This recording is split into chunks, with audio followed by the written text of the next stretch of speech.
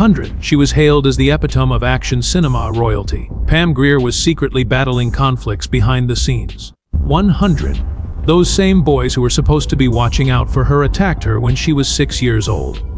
This occurred once again when I was 18 years old. 100. Producers in Hollywood then made an offer to purchase her body for use in future films. She managed to fend them off.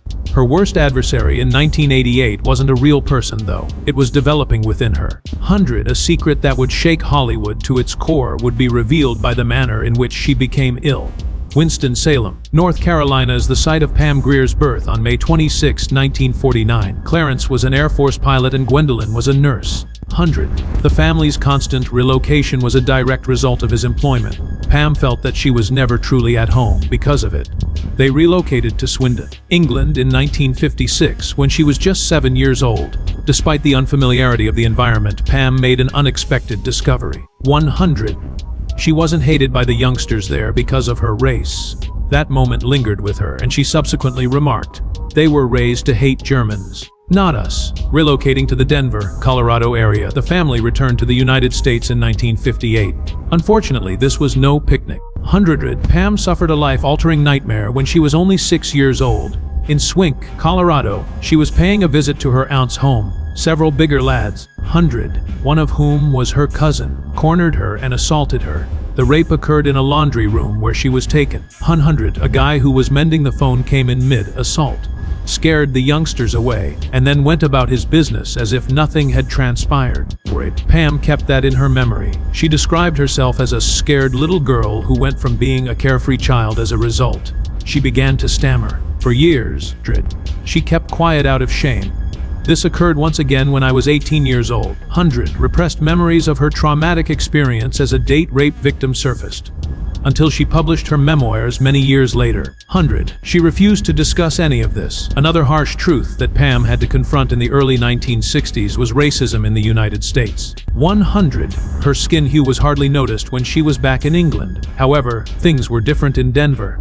No buses would let them off. Many eateries declined their requests. Pam was once denied access to a swimming pool because she was black. Some retailers still wouldn't let her and her dad try on clothes. Even in 1969, Pam had deep roots, but it was obvious they weren't wanted. 100. Her maternal ancestors were emancipated from slavery in Wyoming after escaping over the Underground Railroad. Pam drew strength from her past of survival. 100, which influenced the strong roles she played in films. Pam competed in the 1967 Miss Colorado Universe pageant when she was 18 years old. She did it to assist cover college expenses, not for the celebrity. She required the funds in order to attend Metropolitan State College. She made it to the finals, but she didn't take first place. As a girl of mixed race, that was a huge issue all by itself. 100. The most crucial thing is that someone at the beauty pageant saw her and offered her a Hollywood contact. To get her first agency, she did that. 100. She quickly found herself doing harmony vocals for artists like Sly Stone and Stevie Wonder. Jimi Hendrix's record was even on her watch list. 100. She relocated to Los Angeles that same year after finishing packing. Unfortunately, living in Los Angeles wasn't really a fairy tale. A lot of work went into it. Her bank account was empty. Her social circle was small. She then figured out the phone system on the fly after lying her way into a position at a casting agency's switchboard. 100. She had to grab jobs if she wanted to stay afloat. She did it all, hosted, greeted, and even posed nude for art students. She would go days without eating and would get only a few hours of sleep at night. She held around 40 different jobs between 1967 and 1970. 100. Chasing her aspirations, she was doing everything it took to remain afloat. Pam had a difficult time in Denver school because to her mixed heritage. African, American, Latinx, Filipino, Chinese, and Xi'an. She stood out from the crowd. The children taunted her, spat on her, and physically assaulted her.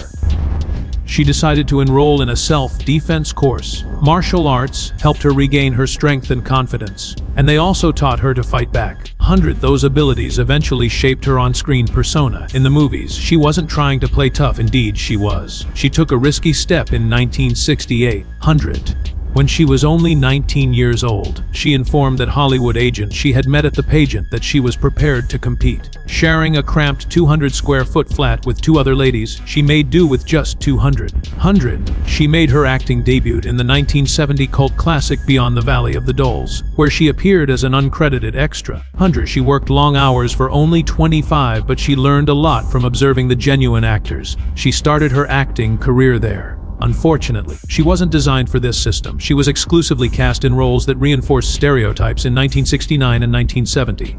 Tribes, females, exotic antagonists, dancers in the backdrop. Both the salary and the roles were terrible. When producer Roger Corman laid eyes on her at a party in early 1970, everything took a turn for the worst. Because of her stature and might, he was amazed.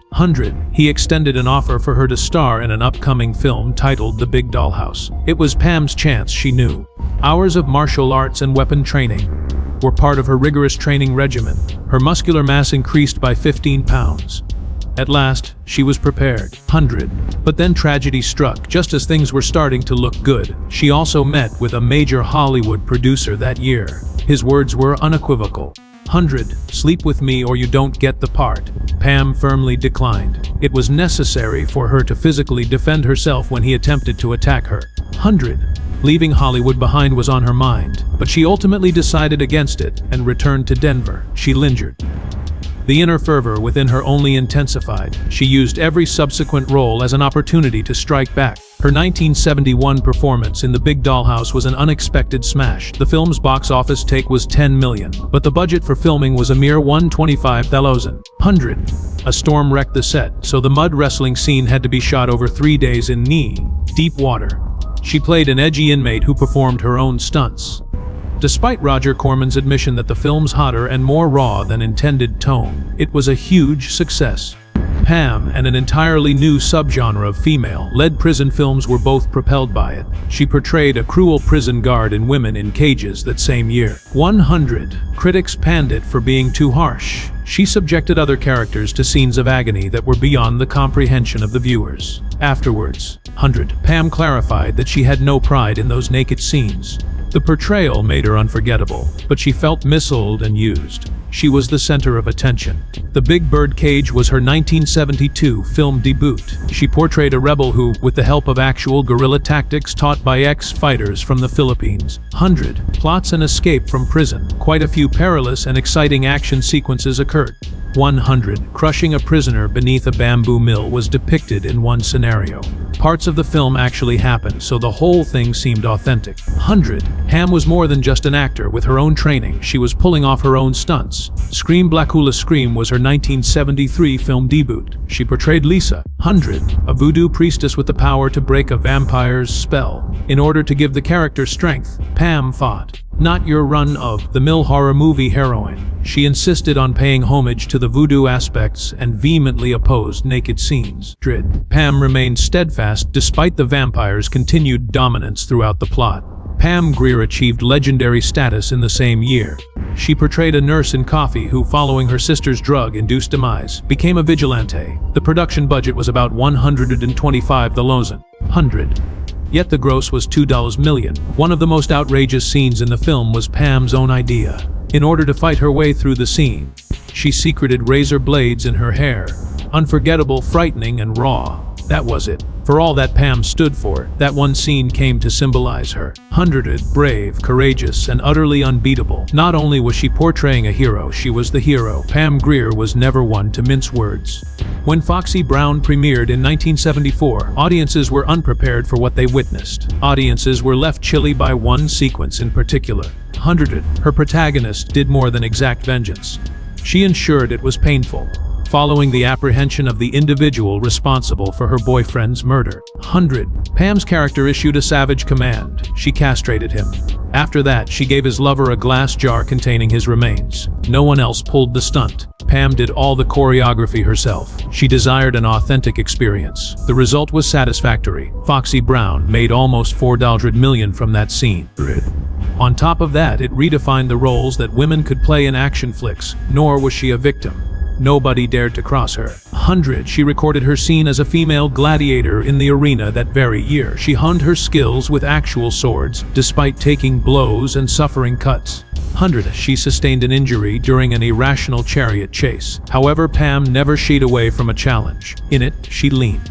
She collaborated with Margaret Marav again on this low-budget film, which had a budget of only $75,000. It was more than a film. That Pam could endure anything, even in the time of ancient Rome, was evidence of that. Sheba Baby was released in 1975. 100. In her role as a private investigator against the mob, she made use of her actual karate abilities. 100. The picture nevertheless bombed at the box office despite all that activity. Black exploitation films were losing viewers. 100. The lack of aggression and edge in comparison to Foxy Brown caused critics to dub it Pam Grier light. It was too hygienic, too secure. 100. People didn't expect that from her. Friday Foster was released later that year as well. In the middle of a crazy vehicle pursuit, Pam drove herself. She portrayed a photojournalist turned investigator who becomes entangled in a plan to kill her. It wasn't all thrills and spills in the film. 100. Something was conveyed by it. It revealed that black leaders were the targets of discrimination. Progress toward a shared future was the theme. She departed from American International Pictures with this film.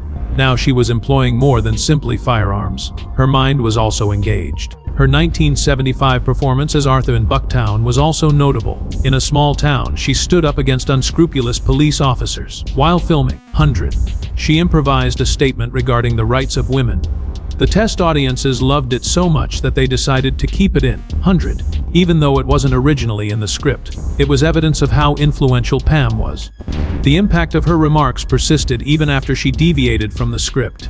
As the Blaxation era came to a close, 100, that film was among her final major successes. A change occurred afterwards. Fort Apax the Bronx, 1981 was a whole other role for her. 100.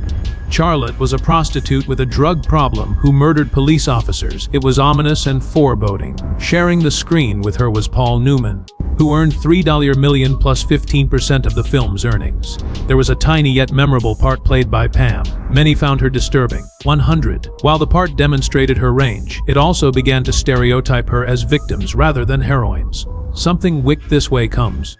A Disney picture from 1983 featured her. Her role was that of the sorceress. Test audiences didn't enjoy it either, and Disney became anxious.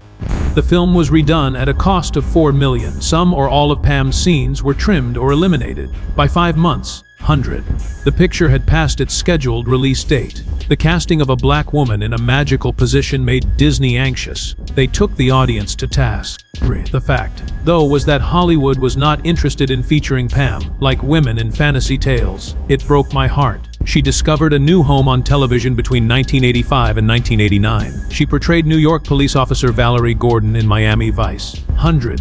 Her career in the military and her family's experiences gave her real-life perspective to the part. It wasn't an act. She really got it.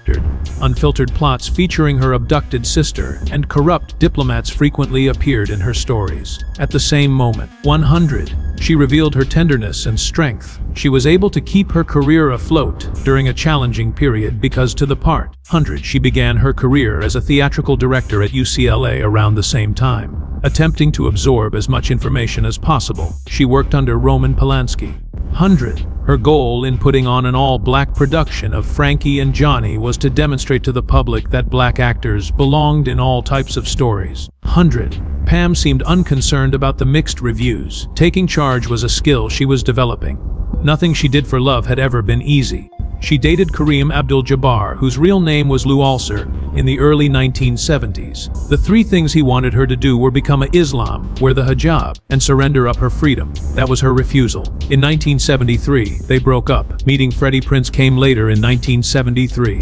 There was a problem with his instability. 100. Even though he was a tremendous star at the age of 19, he gave her a call in 1977, just before he killed himself. Despite her best efforts, he ended the call. 100. His death came hours afterwards. Guilt was something she felt all the time. Richard Pryor followed. They began going out on dates in 1975. 100. Despite his wit and intelligence, his cocaine habit was catastrophic. Something terrifying was found by Pam during a doctor's appointment. Within her body, there found evidence of cocaine residue. It was his doing. At his feet she stood, In other words, he wasn't concerned. He was left by her in 1976. 100. But that was far from the last. While she was at the stir-crazy set in 1980, she discovered him freebasing cocaine. She pleaded with him to cease. No. 100. He declined. He had another incident when freebasing a few months down the road where he caught fire. Unsurprised, she continued. It had been obvious to her.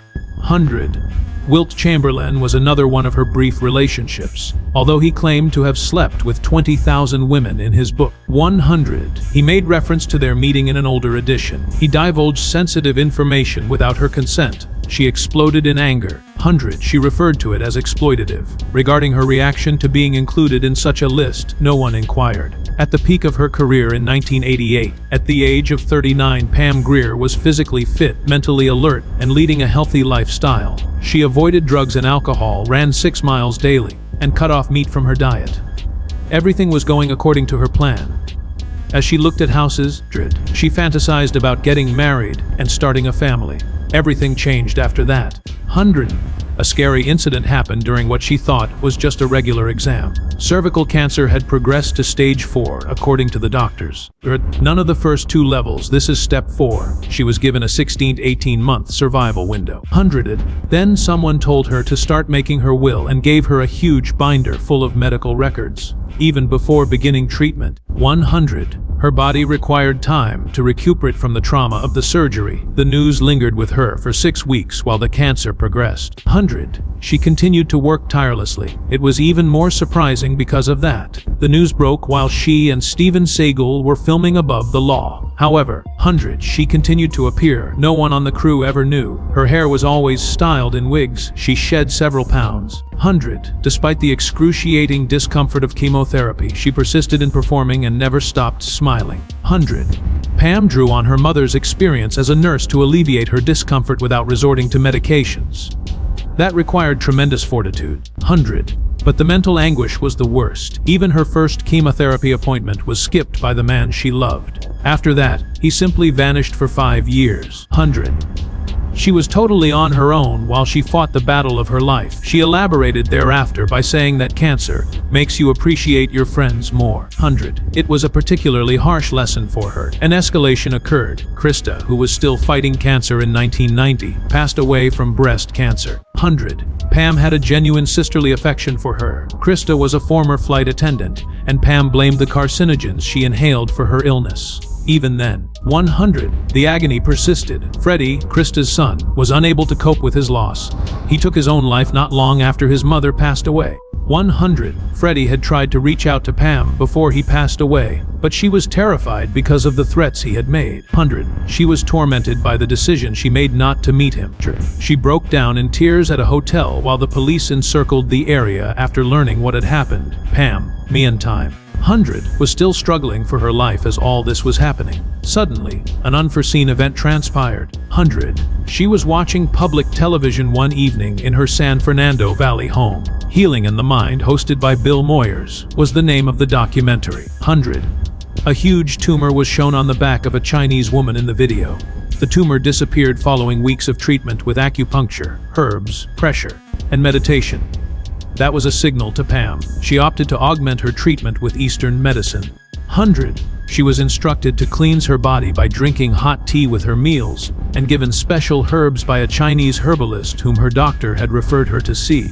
Yoga was a new practice she discovered. She was quite regimented about everything. To her, the healing powers of nature's elements, clean air, water, and soil, were paramount. Her physical self began to rebel, albeit gradually. The physicians gave her news that nobody saw coming one day. 100. Remission had set in for her. She is still alive and well after all these years. 100. She inspired others to get checked regularly and to fight cancer with all their might by sharing her story and encouraging early detection. 100. The wound that hurt the most, though, wasn't physical. It was deeply felt by her. She started treatment years after overcoming cancer. 100. The truth finally emerged at that point. At the tender age of 6, she began to bear the burden of her sorrow. At that point, 100, a gang of boys sexually raped her, furthermore by a reliable individual when she was 18 years old. Before this, she kept silent about it. She concealed everything from view, but everything came to light in treatment. Feelings of anguish, terror, and trauma. She has endured decades of PTSD. All of a sudden it clicked. These rough and tumble movie personas weren't just parts for her. They prevailed. Her weapons were these. 100. She exuded confidence and strength in every role she portrayed, struggling making it, defending her spirit. In the 3 acts that make up her book, Foxy. 100. The courageous persona that people admired, she said, was born out of genuine suffering. Acting was never the only thing. Her word was law. An important event occurred in Pam Grier's life in 1996. 100. She had an unexpected appearance in Tim Burton's bizarre science fiction comedy Mars Attacks after years of playing bit parts on TV and in dwindling cinema appearances. 100. Louise Williams, a mother attempting to survive an invasion from Mars, was played by her.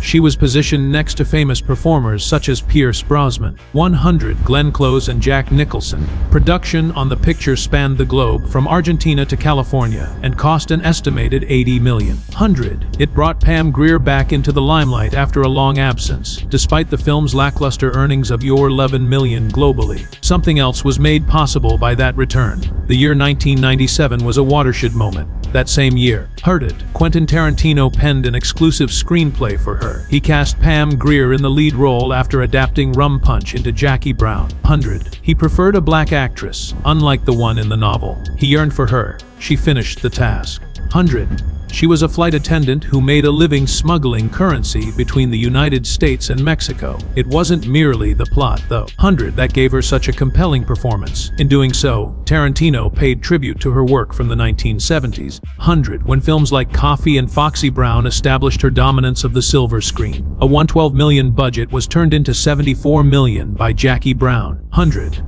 On top of that, Pam received a Golden Globe nomination. Everyone was gushing over her. Even her co-star Robert Forrester was nominated for an Academy Award. She was no longer forgotten in an instant. It was her return. She maintained that progress in 1998. She portrayed Eleanor Winthrop. 100. The strong-willed leader of a children's rights advocacy group on the Showtime series Lynx. The show tackled weighty issues like poverty, justice, 100, and race in a comedic way while taking place at a pub in Washington, D.C. Pam elevated the part beyond mere acting by including her real-life advocacy. The show received 5 nominations during its run, which ended in early 2000. It was further evidence in her mind. 100 that she could expertly switch between dramatic moments, comedic moments, and action sequences. She was a major player in 1999. 100 Jawbreaker was an adolescent film in which she portrayed Detective Vera Cruz. 100, who was on the hunt for a high school clique member who was harboring a terrible secret. The film evoked a sense of playfulness despite its ominous tone. Much like Heathers, she made the plot feel more substantial despite the film's campiness. Happily Ever After, an animated series, 100, featured her voice acting the roles of a talking knight and Gale that same year. Young viewers learned that they are beautiful on the inside. 100. Even when she wasn't performing, it proved that her charisma could still captivate audiences. Holy Smoke, a Jane Campion drama famous for its piano score. 100 followed. Pam appeared in sequences alongside Harvey Keitel and Kate Winslet. The picture was subtle and artistic rather than ostentatious, and it proved once again that Pam Grier belonged in more serious fare.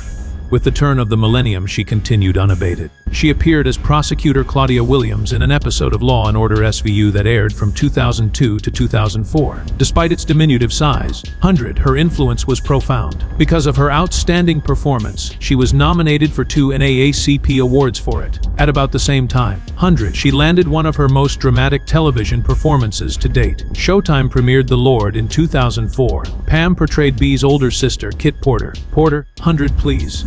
Kit was an alcoholic who was straight, had a job in music, and tried to be the rock for her sister's circle of friends at all times. 100. Her journey through love, sobriety, and grief spanned 6 seasons. Rejecting a marriage proposal was a significant moment for her. 100. The individuals she cared about most, she added, couldn't even legally tie the knot. It was a powerful line. Before the show ended in 2009, Pam portrayed Kit. 100. Unfortunately, she was unable to participate in the subsequent reboot. She had other things to do while filming. Her role as Constant Terry in the 2019 comedy Bless This Mess was a highlight for her. 100. A couple's journey from urban New York to rural Nebraska was the focus of the show. Pam was the store owner and sheriff of the town. She was strong, charming, and hilarious in her performance. In the same year, she was also in a film that caught many by surprise. She portrayed Olive, a cheerleader from a retirement facility who is 70 years old in the film Palms. By the way, she did dance. She cheered on screen with real cheer routines. Although the story was deemed predictable by some, Pam's energy left a lasting impression. Evidently, she was unfazed by her advanced years. In no way. Through her memoir Foxy, My Life in 3 Acts, published in 2010, she revealed her complete experience. Not only did it shock readers, but also sold over 100,000 copies. A gang rape occurred when she was 6 years old, and she went on to describe being sexually attacked when she was 18. Her connection with Richard Pryor was also discussed, and she detailed the ways in which her health and her heart were impacted by his drug usage. The truth hurt, but it was strong. Pam, a biopic, got its start because of the book. After hearing Jay Farrow's impersonation of Richard Pryor, Pam exclaimed, "It's Richard." The script, written by Benny Richburg, was characterized as raw and tragic. Studios were still looking into it, but buzz about the proposal was growing. Jackie Brown received 16 nominations, however she was never nominated for an Oscar. One of the greatest actors who never won an Oscar was heralded by IndieWire in 2016. That hurt. Particularly when people brought up John Travolta's Pulp Fiction Award as an example. Both parts were comebacks for Tarantino. But the white actor was the one who received recognition. Halib has stated in the past that her career would not have been possible without Pam Grier. That is a perfect definition of it. Fake news stories followed. It was said that following her 1994 guest appearance on The Fresh Prince of Bel-Air, she was barred from returning. Nothing was true. She successfully portrayed the role of Janice Robertson. Nothing dramatic happened. Clickbait videos with headlines like "Pam Grier Banned" continued to spread the rumors. To tell the truth, she recorded her shows. Afterwards, she departed. It's done. The Me Too movement coincided with the revelation of her most troubling storyline. She revealed in 2018 that she had turned down Harvey Weinstein in the 1970s. Before he ever became powerless, Jackie Brown, released by Miramax, had put them in touch. As a result of the Weinstein affair, she was later cast with Robert Darrow and Julianne Moore in a major Amazon series, but the production was cancelled. However, she did not remain mute. After overcoming cancer and rape, she spoke at TED. She cautioned, protected, and empowered others through the use of her voice. She is still very much there. At the age of 76, she made an appearance on The Jennifer Hudson Show in May 2024, during which she and Snoop Dogg reenacted an intense scene from her 2001 film Bones. She chuckled and smiled before saying, "Let me tell you, he can snooch." Meeting her caused Snoop to pass out in the restroom, he said once. An impression like that lasts a lifetime.